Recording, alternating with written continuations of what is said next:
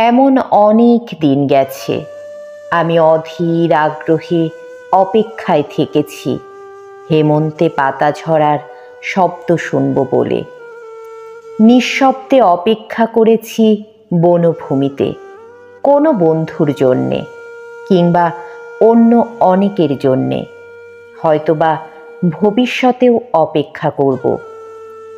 এমন অনেক দিনই তো গেছে, কারো অপেক্ষায় বাড়ি বসে আছি। হয়তো কেউ বলেছিল, অপেক্ষা করো, একসঙ্গে বেরোবো। এক শনিবার রাতে খুব ক্যাজুয়ালি কোনো বন্ধু ঘোরের মধ্যে গোঙানির মতো উচ্চারণ করেছিল, বাড়ি থেকো, ভোরবেলা তোমাকে তুলে নেব। হয়তোবা ওর মনের মধ্যে ছিল চুনিয়া অথবা শ্রীপুর ফরেস্ট বাংলো। আমি অপেক্ষায় থেকেছি।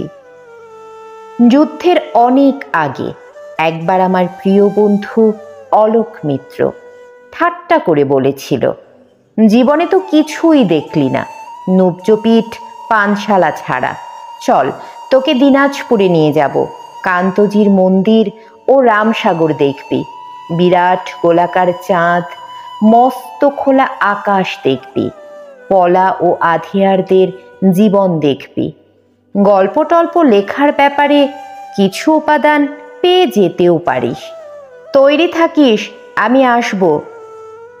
আমি অপেক্ষায় থেকেছি। আমি বন্ধু, পরিচিত জন, এমনকি শত্রুর জন্যেও অপেক্ষায় থেকেছি। বন্ধুর মধুর হাসি আর শত্রুর ছুরির জন্যে অপেক্ষায় থেকেছি।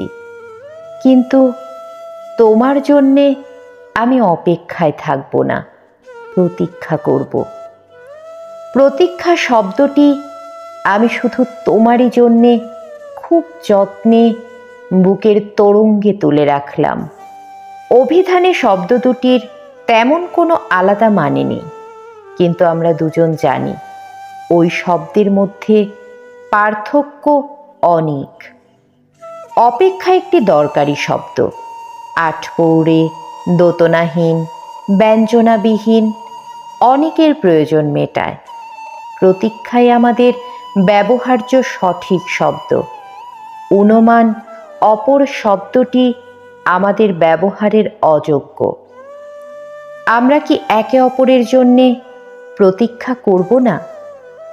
আমি তোমার জন্যে পথ প্রান্তে অশ্বত্থের মতো দাঁড়িয়ে থাকব, ওই বৃক্ষ অনন্তকাল ধরে যোগ্য পথিকের জন্যে প্রতীক্ষমান।